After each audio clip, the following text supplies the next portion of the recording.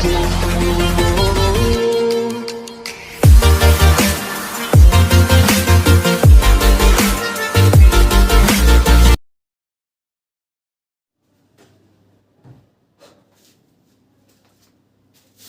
Morning दोस्तों, I am Rahul, your my teacher. बच्चों आज स्टार्ट करते हैं अपना क्वेश्चन नंबर 3 एक्सरसाइज 4.3। देखिए बच्चों, जो मैंने आपको क्वेश्चन नंबर 2 करवाया था क्वाड्रेटिक फॉर्मूला से, वो आपको अच्छे समझ में आया होगा। चलिए आज हम क्या करते हैं, अपना क्वेश्चन नंबर 3 को डिस्कस करते हैं। क्या कहता है बच्चों, वो कहता है फाइंड द रूट्स। आपको क्या निकालना है, रूट्स निकालने हैं। या फिर वो आपसे रूट्स की बजाय कभी क्या दे दे, अगर आपसे जीरोज दे दे, क्या दे दे बच्चों, जीरोज, तो उसका मतलब भी क्या होता है, वो उसी की बात करता है कि या तो आपसे वो कहते रूट्स निकालिए, या आपसे वो कहते क्या निकालिए, आप जीरोस निकालिए। तो कहने मतलब एक ही काम निकालना आपको, ठीक है। हमें एक्स की वैल्यू निकालनी है। अगर हमारी स्टेटमेंट एक्स में है तो हमें एक्स की वैल्यू निकालनी है। अगर हमारी स्टेटमेंट वाई की कंडीशन में दे रखी है तो वैल्यू वाई की निकलेगी। जेड में दे रखी है तो जेड की निकलेगी। टी में दे रखी है तो टी में निकलेगी। तो देखिए आपके पास इक्वेशन क्या है बच्चों, कहता है कि x minus 1/x equal to 3 and x not equal to 0। कहता क्या है कि जो आपका x है वो क्या नहीं होना चाहिए, नॉट इक्वल टू 0 नहीं होना चाहिए। नहीं, x नॉट इक्वल टू 0 यानी x की वैल्यू 0 नहीं होनी चाहिए, कुछ भी हो सकती है, ठीक है। तो देखिए यहां से कहने का मतलब यहां से क्या हुआ बच्चों, x की वैल्यू 0 से छोटी भी हो सकती है और x की वैल्यू 0 से बड़ी भी हो सकती है, ठीक है। इस नॉट इक्वल टू का मतलब यही होता है, या तो x की वैल्यू 0 से छोटी होनी चाहिए या जो x की वैल्यू है वो 0 से बड़ी होनी चाहिए। चलिए हम अपने इस क्वेश्चन को सोल्व करते हैं बच्चों। देखिए आपके पास क्या है, आपके पास है x minus 1/x is equal to 3। अब इस जो पीछे वाला जो टर्म है इसको भूल जाइए, कई बच्चे यहाँ से कंफ्यूज हो जाते हैं। देखिए पहला काम क्या करता हूँ बच्चों, मैं अपनी लेफ्ट हैंड साइड को देखता हूँ, तो यहाँ से एलसीएम क्या आएगा बच्चों, मेरा 1 और x का x आएगा, तो मैंने एलसीएम ले लिया, क्या लिया, x लिया। अब मैं x को 1 से डिवाइड करता हूँ तो x पे जाएगा, तो x की मल्टीप्लाई मैं किससे करूंगा, x से, तो आपका क्या है बच्चों, x स्क्वायर। सिंबल किसका है, माइनस का लगा दिया। अब जो x है इस वाले x को मैं किससे डिवाइड करूंगा, x से डिवाइड करूंगा, और x 1 जा x, यानी वो किस पे जाएगा, 1 पे जाएगा ना। यानी कहने का मतलब x को मैं किससे डिवाइड कर रहा हूँ, x से डिवाइड कर रहा हूँ, तो कैंसिल हो गया, तो मेरे पास क्या आएगा, 1 आएगा। अब जो ये 1 आया है, 1 की मल्टीप्लाई मुझे किससे करनी है, 1 से करनी है, तो 1 1 जा 1 इक्वल टू 3, ठीक है। अब उसके बाद देखिए, उसके बाद हमें क्या करना है,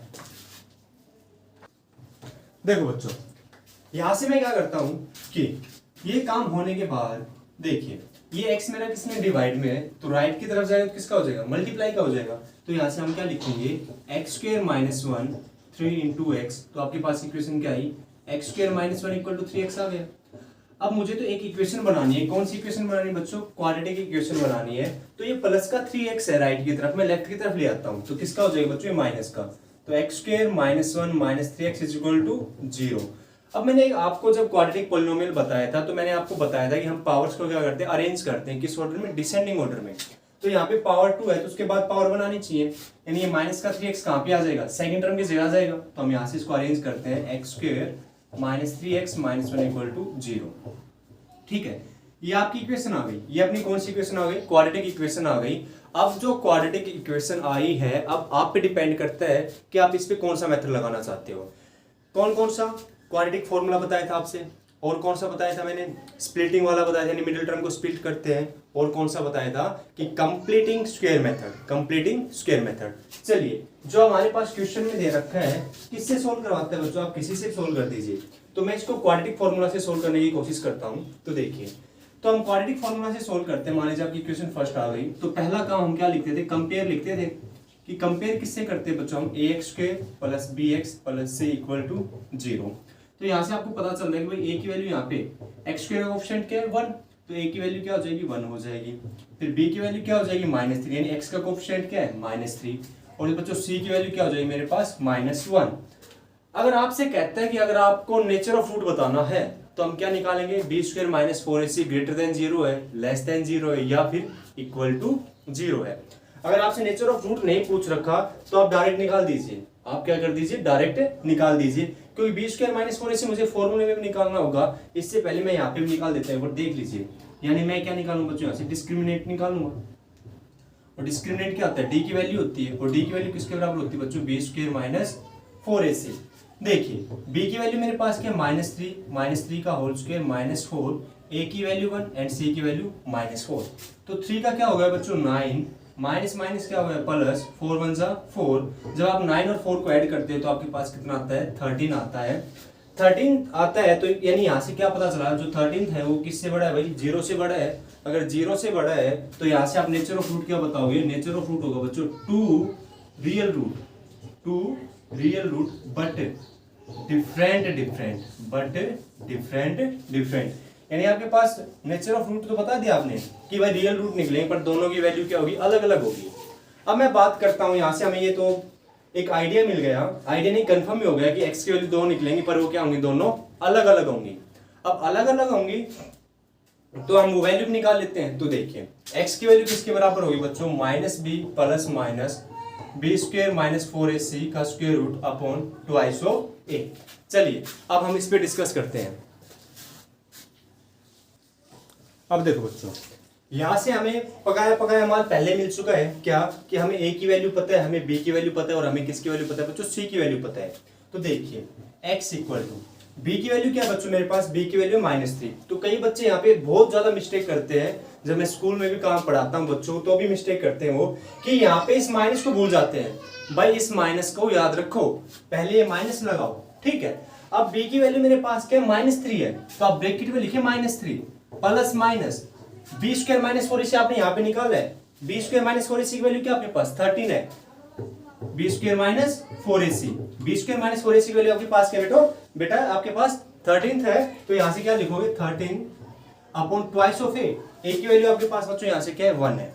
अब देखिए माइनस से माइनस क्या होता है कैंसिल, क्योंकि माइनस इंटू माइनस क्या होता है आपके पास प्लस होता है, तो माइनस से माइनस क्या हो गया अपना प्लस हो गया। तो यहाँ से क्या आएगा 3 plus minus square root of 13 upon 2। यानी यहाँ से क्या पता चला कि भाई x की वैल्यू पर मैं क्या लेके चलूंगा, पॉजिटिव लेके चलूंगा, और a पर क्या लेके चलूंगा मैं नेगेटिव में। देखिए तो x की वैल्यू यहाँ से क्या होगी बच्चों 3 प्लस, यानी प्लस का सिंबल लिया एक बार मैंने, ठीक है। आपके पास एक x की वैल्यू आ गई, तो दूसरी क्या हो जाएगी मेरे भाई बच्चों x माइनस √13/2।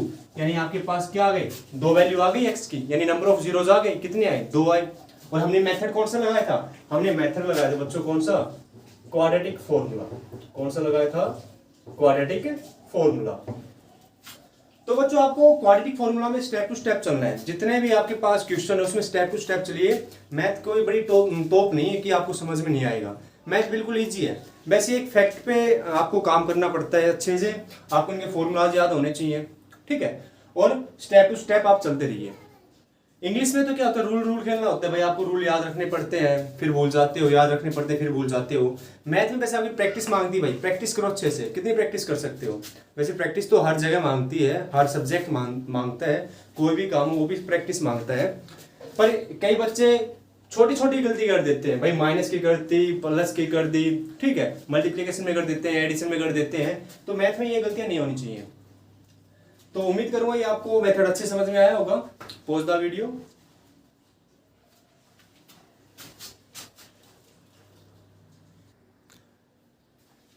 देखो बच्चों जो आपका सेकंड पार्ट है वो क्या कहता है कि 1/x+4 minus 1/x-7 equal to 11/13। x not equal to -4 और 7, यानी x की वैल्यू ना तो आपके पास -4 होनी चाहिए, ना ही आपके पास क्या होनी चाहिए 7 होनी चाहिए। तो इसको देखिए सॉल्यूशन कैसे करते हैं बच्चों। जो अपना इससे पहले वाला क्वेश्चन था, पिछले वाला क्वेश्चन, उसमें हमने क्या दिया था, एलसीएम लिया था। तब यहाँ पे एलसीएम क्या आ जाएगा बच्चों अपने पास, यहाँ पे एलसीएम आ जाएगा x+4 और x-7, ठीक है। अब x+4 से आप इस टर्म को डिवाइड करोगे, देख लीजिए कैसे करते हैं।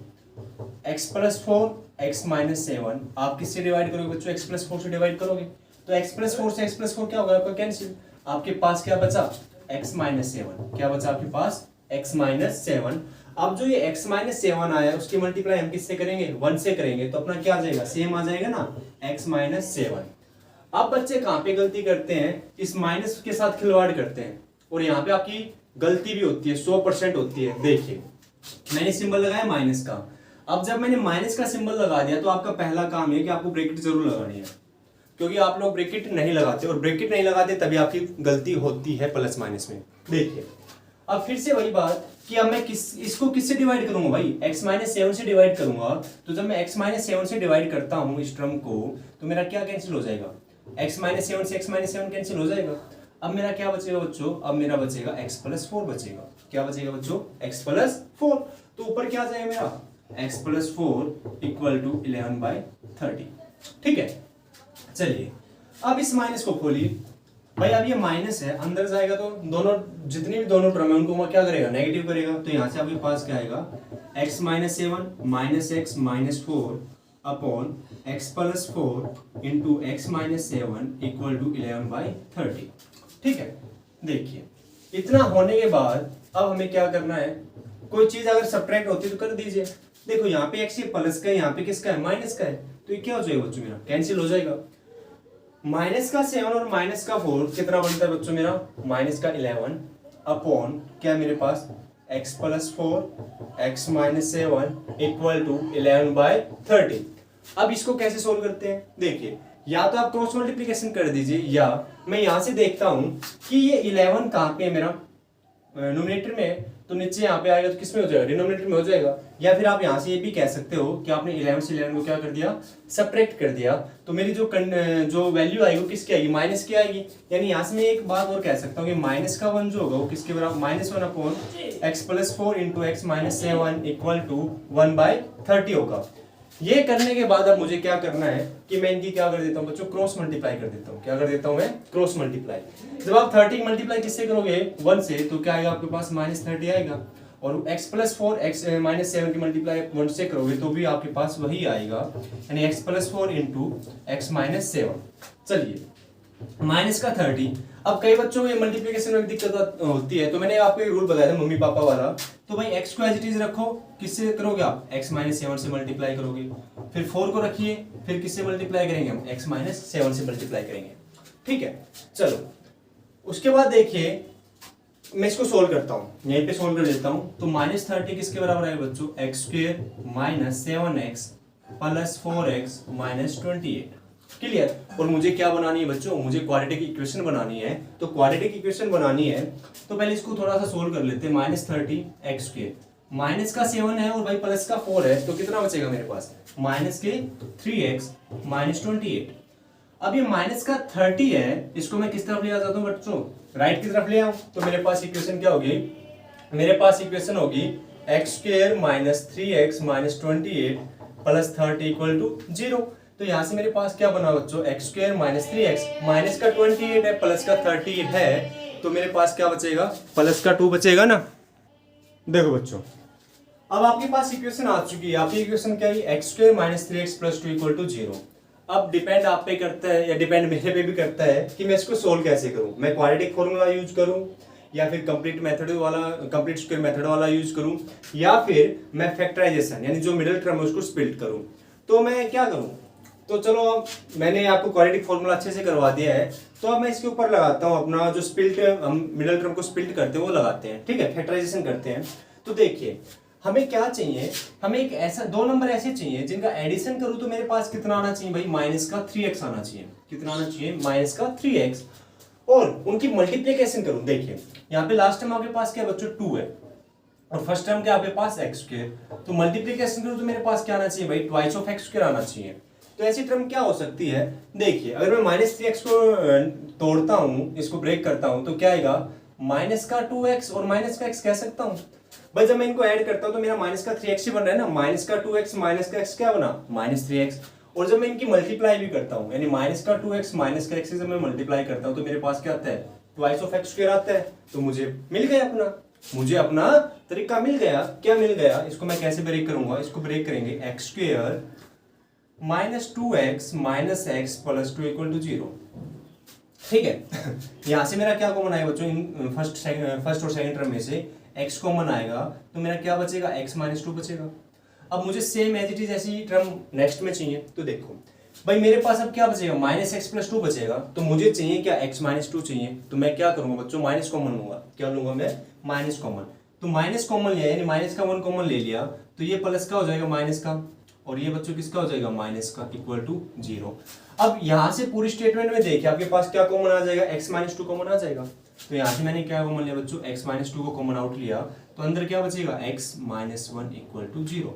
अब आपको पता है प्रोडक्ट में या तो ये वाली ये जो फर्स्ट वाली टर्म है ये इक्वल टू 0 होगी, या फिर ये सेकंड वाला किसके बराबर होगा, 0 के बराबर।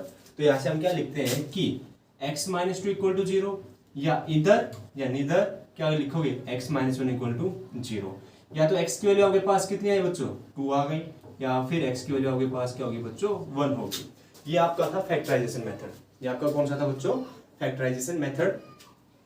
उम्मीद करूंगा आपको 4th चैप्टर वो अच्छे से समझ में आ रहा होगा और आप घर पे भी अपनी अच्छी प्रैक्टिस कर रहे होंगे। ठीक है, आज के लिए इतना ही काफ़ी है। नेक्स्ट वीडियो में हम स्टेटमेंट के क्वेश्चन करेंगे, स्टेटमेंट को अच्छे से समझेंगे। अगर आप स्टेटमेंट के क्वेश्चन अच्छे से समझ लेते हो तो आपको कंपटीशन एग्जाम में कोई दिक्कत नहीं होती भाई। ठीक है, क्योंकि हमारा जो स्टेटमेंट के क्वेश्चन है वो बच्चों 6th से आने स्टार्ट हो जाते हैं, 6th 7th 8th से ही। तो नेक्स्ट वीडियो में हम स्टेटमेंट के क्वेश्चन के ऊपर बातें करेंगे, उनको डिस्कस करेंगे, कैसे बनानी होती है स्टेटमेंट, उनकी इक्वेशन कैसे बनानी होगी। तो अगर आपको वीडियो अच्छी लगती है तो लाइक क्या करो, कमेंट भी क्या करो जहाँ पे आपको डाउट हो। कम से कम ये तो पता चले कि मैं यहाँ पे कितनी मेहनत करता हूँ और आप घर पे कितनी मेहनत करते हो। ठीक है, उससे कुछ ना कुछ हौसला बढ़ता है कि हाँ ठीक है भाई, बच्चे पढ़ रहे हैं घर पे अच्छे से और कुछ ना कुछ प्रॉब्लम्स भेजेंगे तो उनका सॉल्यूशन दूंगा, तो एक पॉजिटिविटी आती है। तो हैव ए गुड डे, मिलते हैं नेक्स्ट वीडियो में।